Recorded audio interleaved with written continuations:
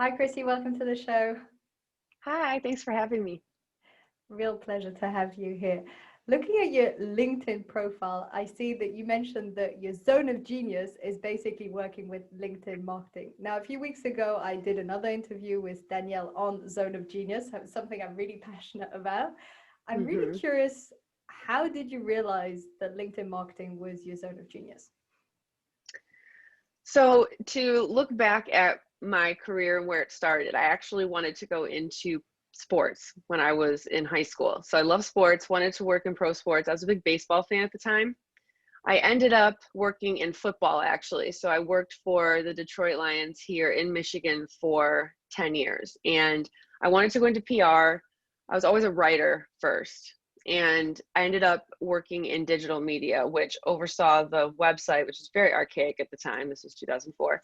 And what ended up being social media, because that started while I was there. And I fell in love with social. Like it was just so fantastic. I'm a huge human behavior junkie. I study the Eneagram. Like I've always been into psychology. And so for me, I loved the dynamic of creating the content and then being able to see in real time how it was being received and then be able to reiterate and get better with it. And it was just, I loved it. So I stayed with the Lions for until 2014, and then I left to start my own business. And a few years in, I accidentally discovered LinkedIn because someone asked me to do their profile. But when I recognized how LinkedIn had evolved because it became a content generation platform, and then the fact that the algorithm worked in a way that the better your content, they actually did push it out to more people. So you were actually rewarded for quality content. This wasn't just like you have to pay to play. That's when it was like, okay, this is just the perfect cross section of what I'm good at and what I love to do. And when you add another component, because I actually um, work with another company now, which is headed up by a former NFL wide receiver, when you throw an influencer in there, it gets even better. So between those things, that's where LinkedIn really became a zone of genius for me. And what is it specifically that you enjoy most about it? I love the fact that I can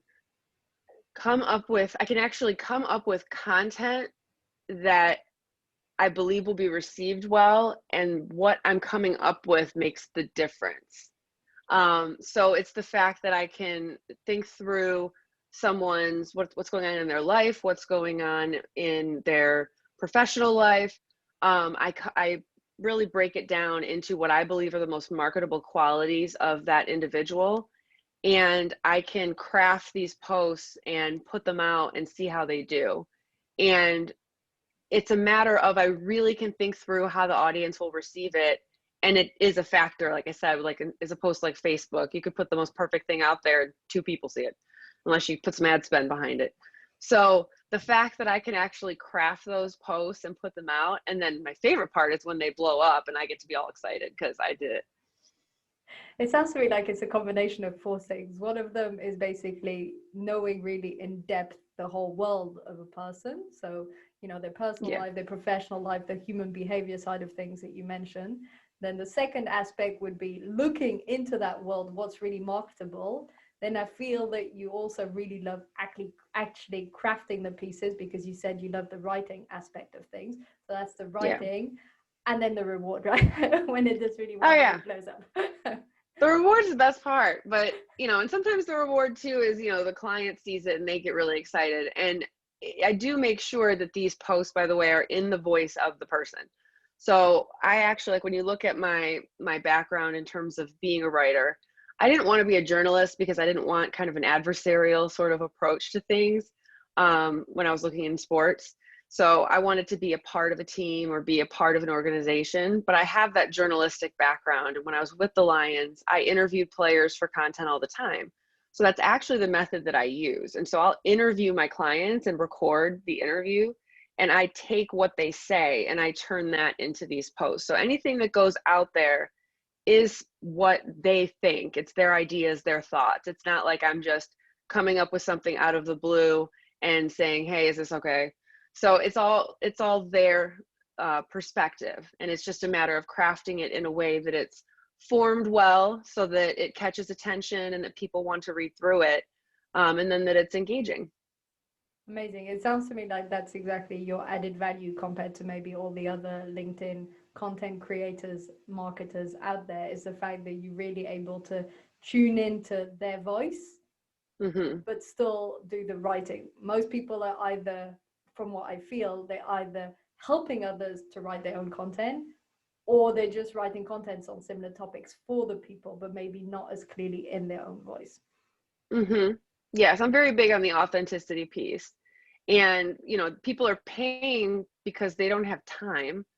But at the same time, from my vantage point, what's the point in somebody else being you on a platform that's just, it's trying to purely represent you? It doesn't make sense. So, there's definitely ways in which it's crafted to where we save them time, but they always have input into what's going on. They know what's going on. They're engaging with people. I'm not having 20-minute back and forth chat conversations with people as someone else. So it's authentic to who that person is, which I believe actually is the number one thing about being successful on that platform, is being authentically you. Absolutely, which can be tricky if you're writing posts for other people. So that's why combining those things is so important. Do you sometimes get surprised which posts do better than others? Yes, I've told clients that the audience will choose which parts of you they want to hear more from, and it can be really surprising. So you can say, okay, I think that if we talk about, your dog, it's going to do really well, and you'll do it and no one cares. And then you'll do something about cooking and everyone really wants to hear what you have to say about cooking, and it's just, that's all they want to hear from. And it's obvious because you'll post one subject and everyone goes crazy over it, and then you'll post something else and no one cares. And it's so bizarre. It's like they choose which parts of you they really want to hear from.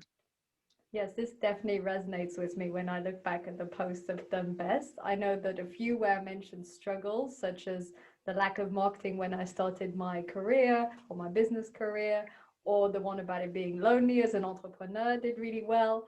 But then when I Mm-hmm. mentioned something that I think is so important as a tip on habits or peak performance, I think, oh, this is gold, and I'm super excited about it, and you get like 2 likes. It's so sad. I know. It's the saddest thing. You're like, oh, this is good. This is going to go. This is amazing. Everyone's going to go crazy about this. And you're like, maybe it didn't post right. I don't know what happened. Yeah. And then some posts I'm really not that excited about. I think it's kind of sort of something obvious, maybe, or not that big a deal. And then it's really popular. So that's why I asked you if you were surprised, because I know I am sometimes. Yes. Yes. And it's like, I could even tell you, like, people like when I'm sarcastic. So and there's certain things too, you can post the same post over and over again, and people will get just as excited as if you just posted it. Like, I went through a phase where if you talk about LinkedIn not being a dating site, that was a big one. Everyone would go crazy about that. The tagline of LinkedIn isn't Facebook, that one usually goes crazy. Everyone has something to say about that. And so you can post and the lurkers. So I always talk about how when you're posting on LinkedIn and you're trying to generate leads, anyone who does this on LinkedIn, it's almost like an official, unofficial stat, is that the people who reach out to you for business, you've never heard from them. They're probably not connected with you, and you've never seen them comment, like, anything on any of your posts. And they send you a message and they say, hey, I've been following you for like 3 months. I'd really like to work with you. It's like a rule. The people who buy from you, you've never heard of them. So we call it like the lurker phenomenon. And whenever we post about that post always goes nuts too, because everyone's like, it's so true.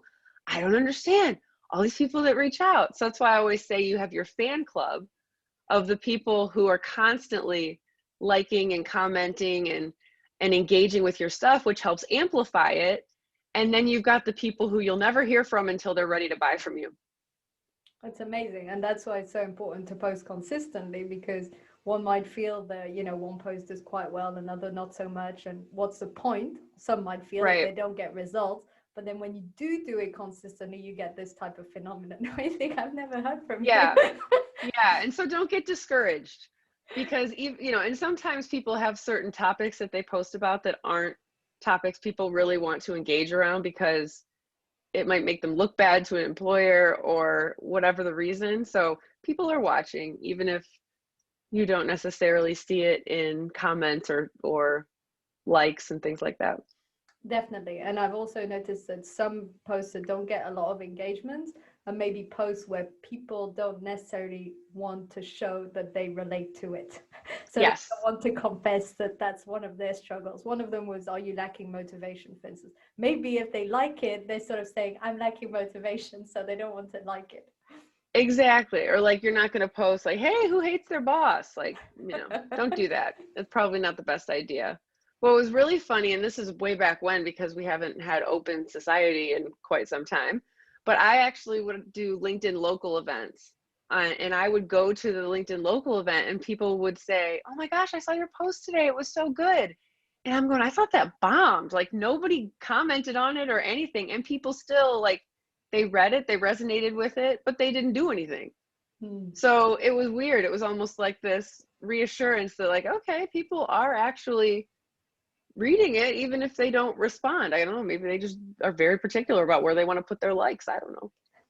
I think for some people, it's a commitment. For people who are used to liking, engaging, commenting all the time, it's just a no-brainer. But I think for some people, it's sort of a mini commitment or a mini form of action. I'm not quite sure why some people are less likely to engage on posts than others. Yeah, some people really want to hold those likes really close. They don't want to give them away to just anybody. This sort of ties back to human behavior. I know you said you were really interested in it, and it was amazing to see that you also studied the Enneagram, which is something that I haven't spoken about once on any episode, that I also studied and I loved. Obviously, we won't go into all the details here because the people who don't know the Enneagram won't follow. I'm a 7 though, just saying. Okay, I'm an 8 if you can't tell. Yeah. I think I'm also a pretty obvious 7. But in general, around personality types, I was wondering, how do you feel that you use this knowledge to help you with crafting content or LinkedIn marketing? Because in general, I find personality types are extremely useful. They are. I will say that probably the most, I probably use it the most actually with the people I work with and when I bring people on. And it's helpful with clients too, if you can know a client's number, because it just helps you innately know how to engage that person. Because, you know, for a 7 or an 8, I could pretty much say whatever the heck I want. You're going to be like, okay, whatever. Like, it's not going to offend you or anything like that, because we're just straight up, we'll be fine.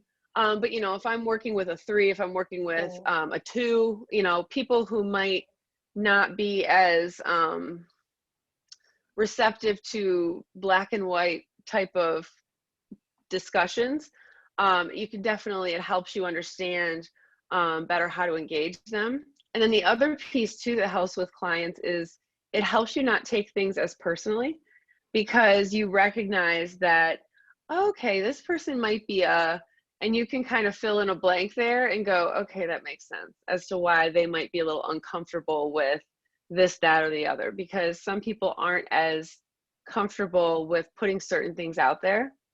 And the fascinating thing about it too is that it's not necessarily vulnerability, because vulnerability is very subjective.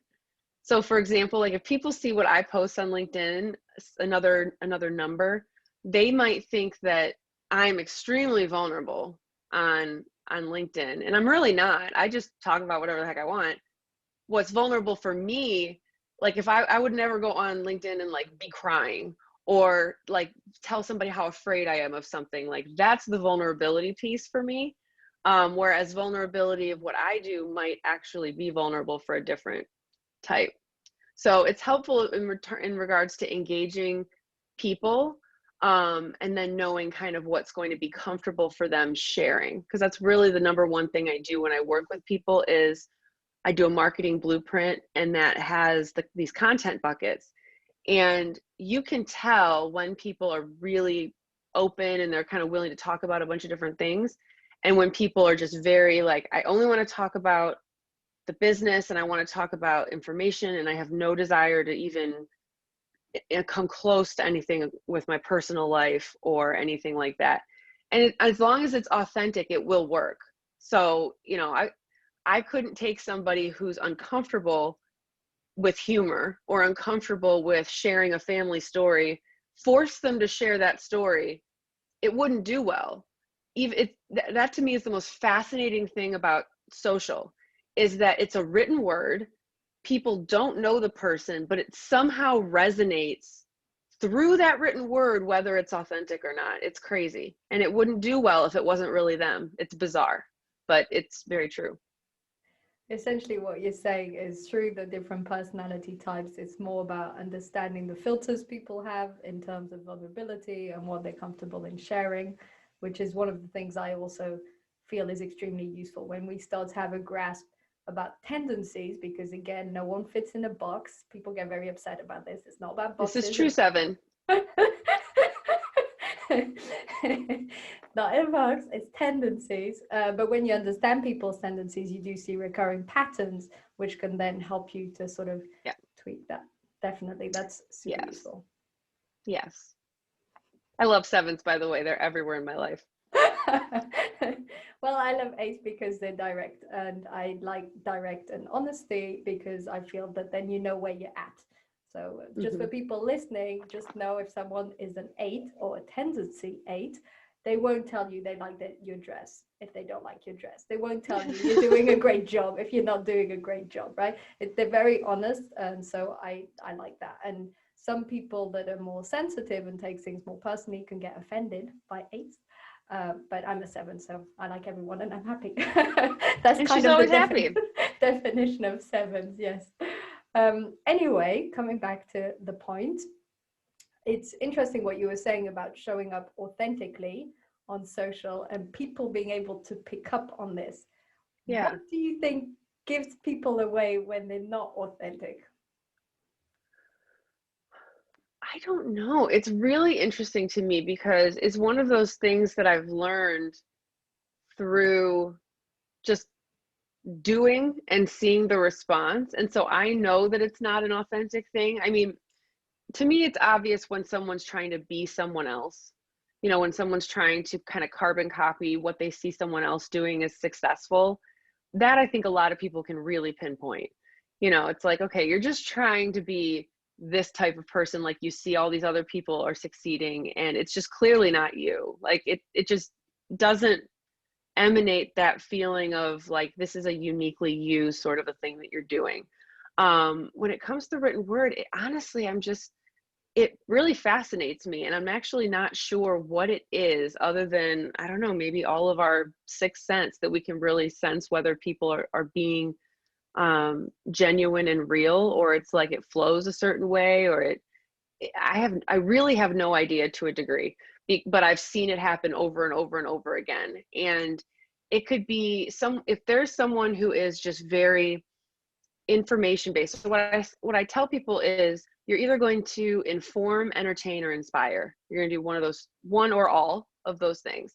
And not everybody is the kind of person who entertains.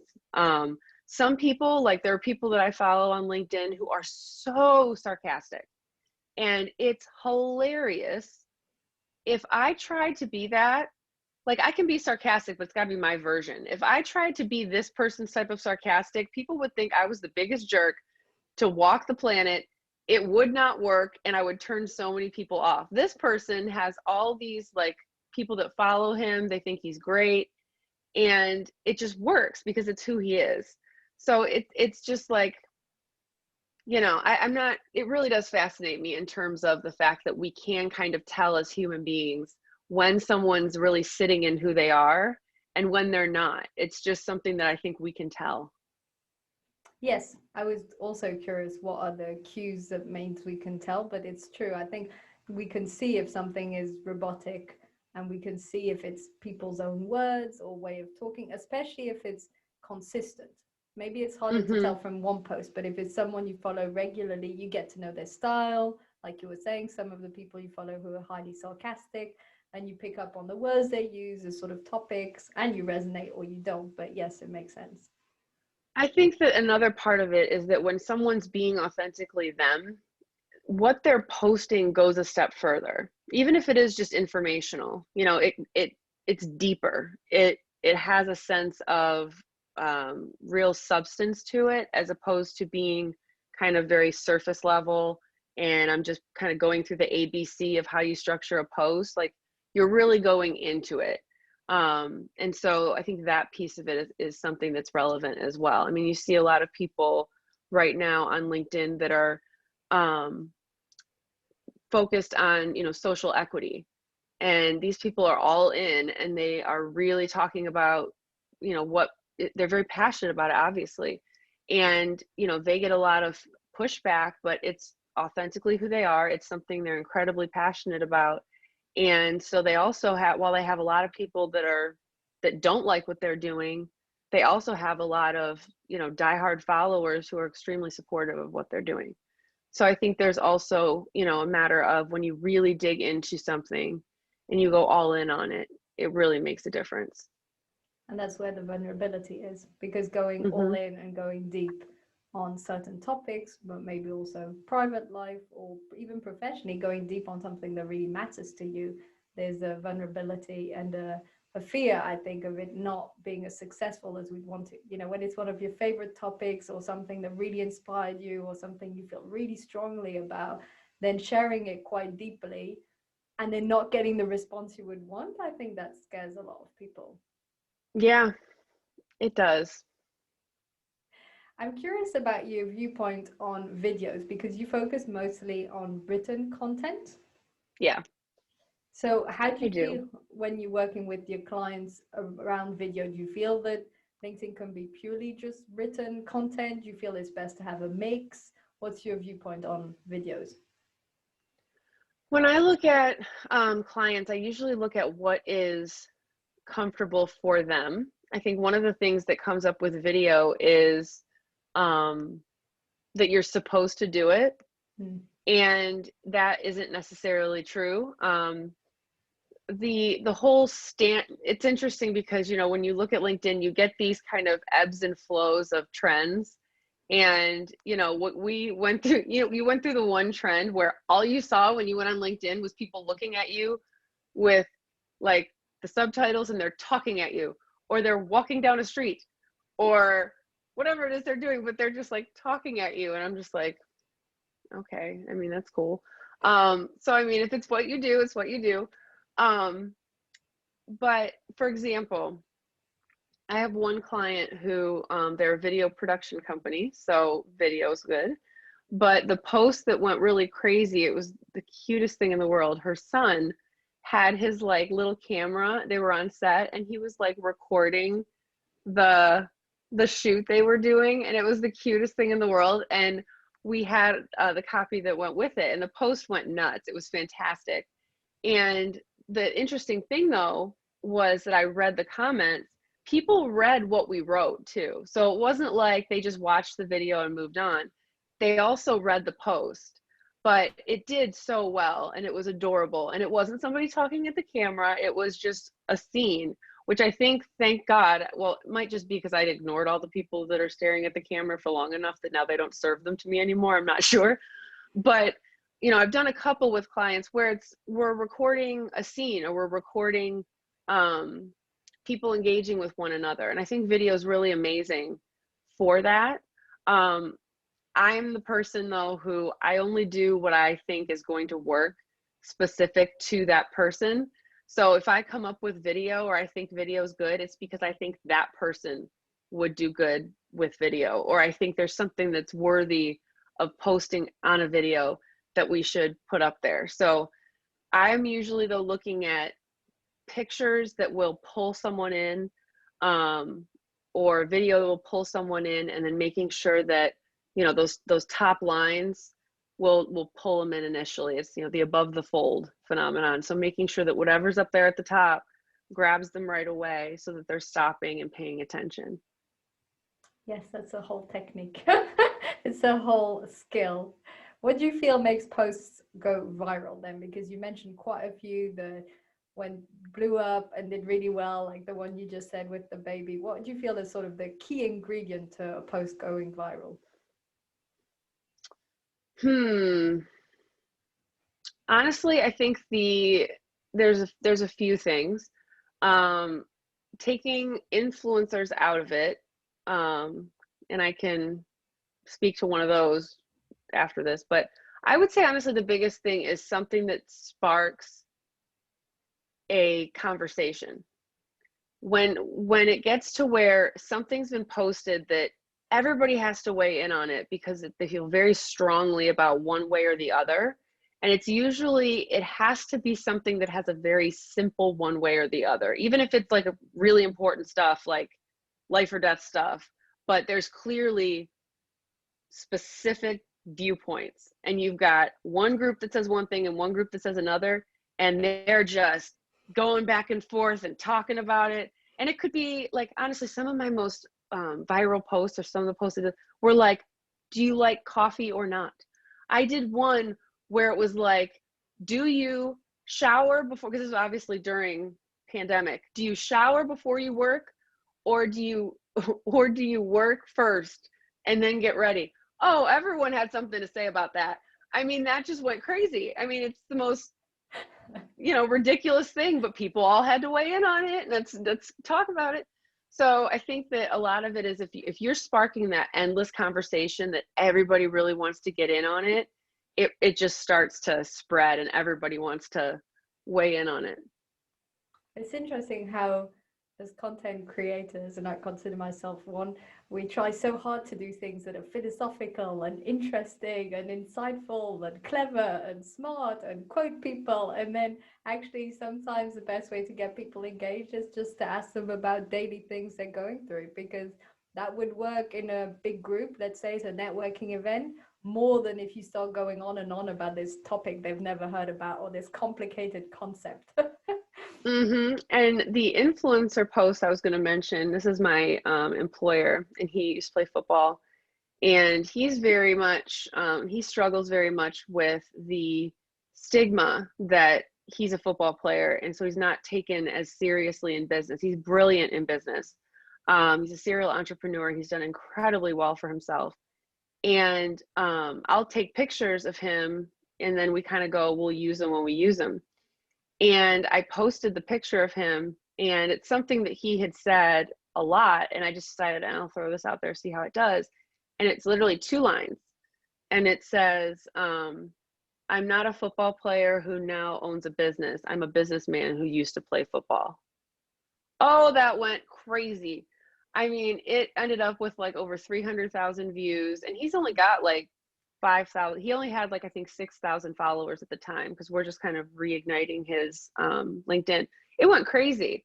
I mean, it was going and going and going past a week. That's one of the great things too about LinkedIn, is the longevity of posts, is that they will keep serving it for up to even a little bit more than a week. But yeah, it went crazy. Just that very simple statement, and everyone had something to say and congratulate him and all that kind of stuff. And then he had some trolls come out, and so that was interesting too. But yeah, so it can be those very simple but powerful statements that end up doing really well. Yes, that sounds like a deep one in terms of identity. And Yeah. as soon as it's in terms of identity, people recognize themselves in it, because there is something where people have seen them as a mother, a wife, whatever, and they think deep down they're actually whatever, an artist, an entrepreneur, it depends. So it's something I think where people resonate, and also where they think it's interesting to see the other person from a totally different perspective. Yes, that people really resonated when the pandemic started. I really started putting out some more vulnerable things. I started putting out yoga stuff, yoga practice, and I've posted about sobriety. I post every year because I consider that a pay it forward type thing, where I want to make sure that I put that out there in case someone is struggling or doesn't want to feel alone. And a lot of people reached out to me and just said they really appreciated how candid I was and how open I was. And so I think, sometimes people just really want to have someone to relate to or identify with.